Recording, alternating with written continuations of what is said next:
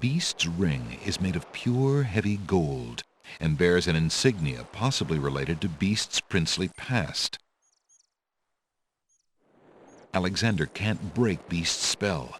The ring needs to be given to a maiden. Alexander pulls out his magic map. Alexander feels a strange pulling sensation.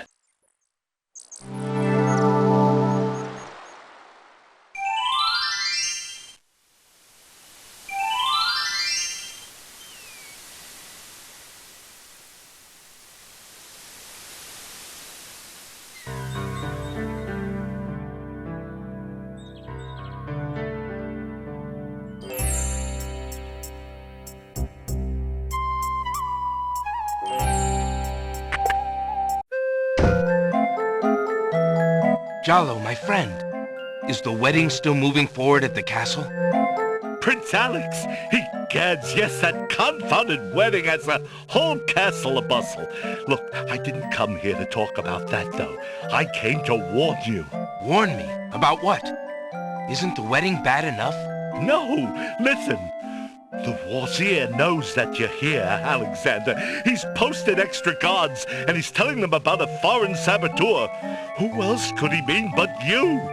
The Wazir's genie must have learned of your presence in the land, Prince Alex. Oh, I don't know how, but he must have. I haven't exactly been discreet, I'm afraid. Alexander, this is serious.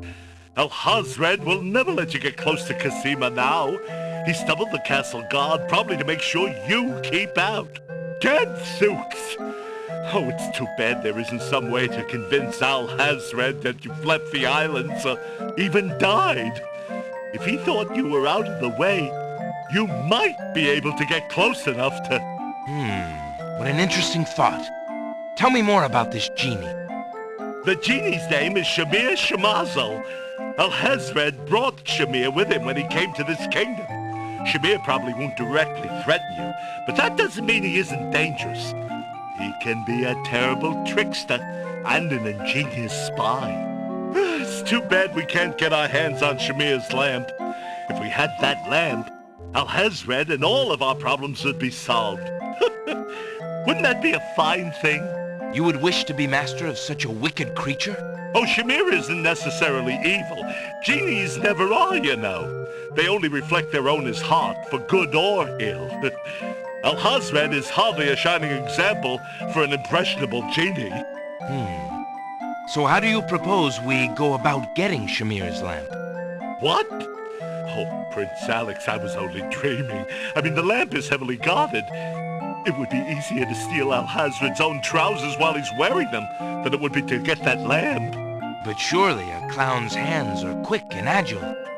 Well, yes, they are, as a matter of fact.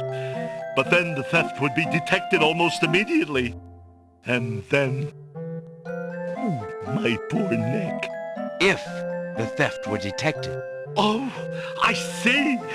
Yes, well, there might be a slim chance, but only that. If you could find a replica of the genie's lamp, an exact replica, I might be able to make the swap. I alone might get close enough.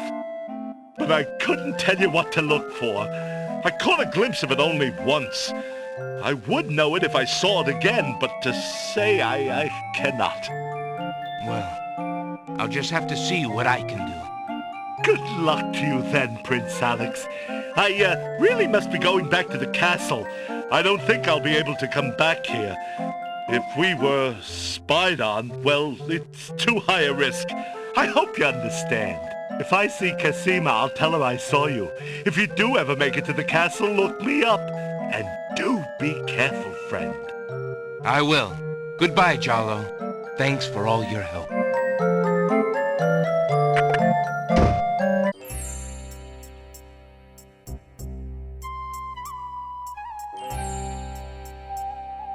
The rose smells sweet. The bookshop owner might misinterpret that gesture.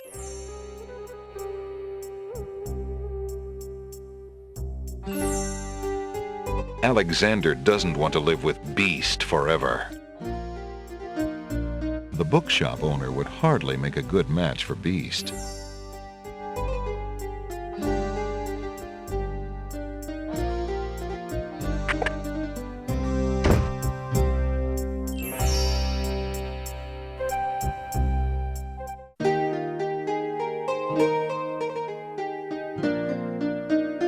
Good day, maid.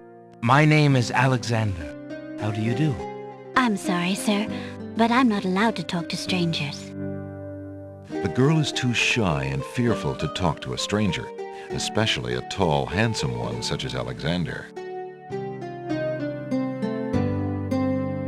The girl would most likely be startled away if Alexander tried to reach out and touch her. Excuse me, maid, but I have someone I'd like to tell you about. Please, sir, I'm not allowed to talk to strangers.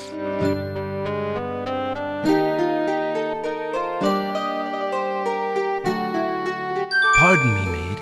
I hope you don't think me forward, but I see that you like roses. I thought you might, perhaps, like a fresh white rose. Alexander can see the conflict in the girl's pretty face as she fights between her distrust of him and her desire for the white rose. The rose wins. Oh, I shouldn't, sir, but it is so lovely. I've never seen a rose of white. It looks so pale and delicate. Wherever did you find one of such a color? There are many hedges of them on the Isle of the Beast, and they grow together like magic. Oh, truly? What an adventure that must be to see them.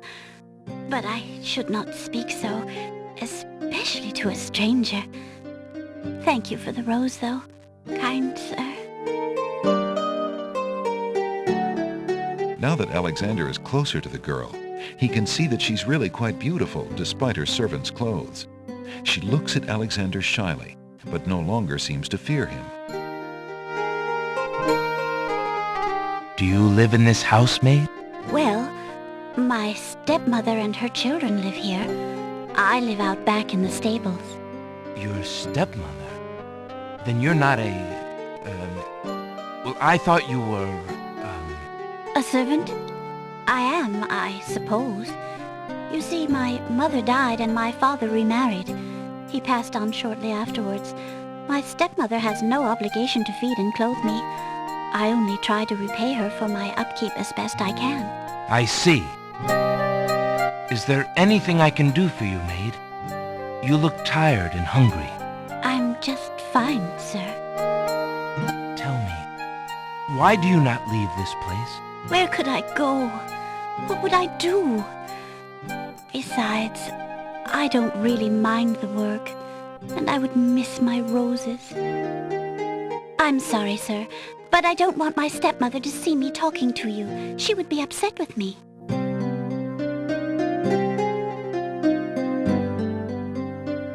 The young serving girl may indeed have dreams of running away, but with the state of the islands, she's unlikely to be safe traveling alone.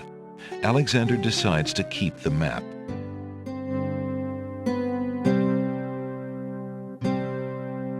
Alexander doesn't want to put the serving girl to sleep with the boring book.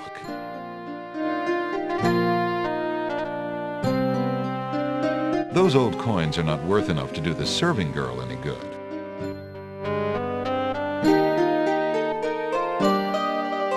Would you like to have this lamp, maid? No, thank you, sir. My stepmother has lamps aplenty.